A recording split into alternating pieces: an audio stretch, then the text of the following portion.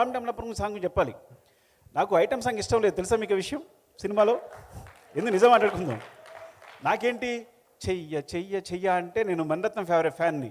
అంటే అంత అందంగా వయ్యారంగా ఏదో పెద్ద కళాత్మకంగా తీయాలి సినిమా అనుకుని, ఈయనేమో ఐటమ్ సాంగ్ అని అంటే అమలాపురం అని ఈయన మాట్లాడుతున్నారు. వచ్చేస్తే ఇంకా రాజుగారితో గొడవ పడ్డాను నేను. నాకు నా సినిమా ఇది కాదు, ఈ కాదు కాదు. అల్లువారి పిల్లగాడ ఏంటి, అల్లువారి పిల్లగాడ అంటే నా స్టూడెంట్, నా హీరో ఆర్య, అల్లువారి అబ్బాయి కాదు.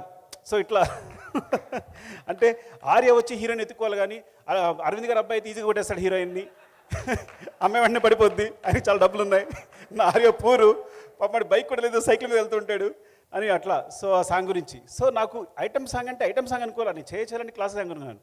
అప్పటి నుంచి విచిత్రం తెలుసా నీకు, ఐటమ్ సాంగ్ మొదలుపెట్టిన ఆయన సినిమాలో ఒక్క ఐటమ్ సాంగ్ ఉండదు.